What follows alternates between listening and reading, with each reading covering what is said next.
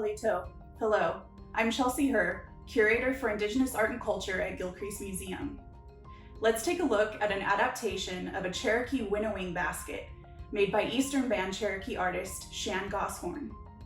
Historically used to sift corn and later wheat, winnowing baskets separate the usable and unusable parts of the grain by straining the husks through the open weave and leaving the kernels in the basket. Goshorn adapted this type of form in her piece Separating the Chaff, referring to the stereotypical representations of Indigenous peoples as expendable, like the chaff, and referring to Indigenous self-representation as necessary, like the kernels.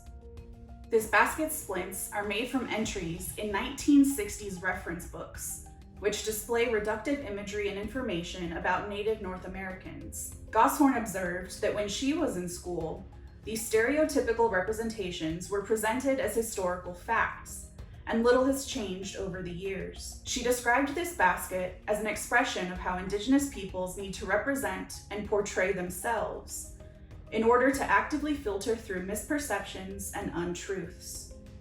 While the imagery Goshorn used in Separating the Chaff is nearly 60 years old, issues of misrepresentation and harmful imagery continue today.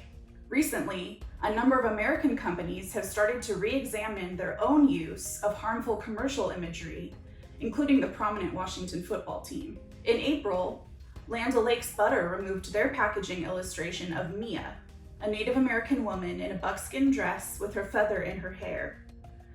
Originally designed in 1928, the image was later reconceived by Red Lake Ojibwe artist Patrick Desjardins. The pressure to remove Mia from Land O'Lakes packaging became more urgent as the crisis of missing and murdered Indigenous women and girls has gained more public awareness in recent years. In fact, studies have shown that the objectification of Indigenous women in popular media has a direct correlation to violence against Indigenous women. The harmful nature of stereotypical imagery is not limited to Native communities. This past June, Quaker Oats announced that they would no longer use the name or image of Aunt Jemima, a brand that was introduced in 1889.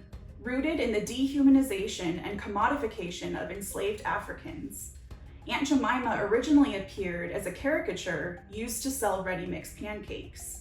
While activists have been speaking out about the detrimental effects of such imagery for years now, it wasn't until the recent surge in protests surrounding the murders of George Floyd, Ahmaud Arbery, Breonna Taylor, and other Black lives that public entities such as Quaker Oats began to reevaluate their complicity in institutional racism. This type of public change, that is the removal of harmful and detrimental imagery and words in relation to marginalized groups of people, is precisely what Goshorn called for in her work as an artist and activist. Through her incorporation of the traditional winnowing basket with outmoded, inaccurate representations found in history books, Goshorn developed a poignant commentary on the perception and representation of Indigenous cultures by non-Indigenous people. Separating the Chaff reminds the viewer to be discerning about what information is useful and what misinformation should be filtered out. Thank you for joining me in this look at Shan Goshorn's basketry, which will be featured in the upcoming exhibition, Weaving History into Art, The Enduring Legacy of Shan Goshorn, opening at Gilcrease this fall. For more information on Cherokee art and history, please visit our online collections at gilcrease.org.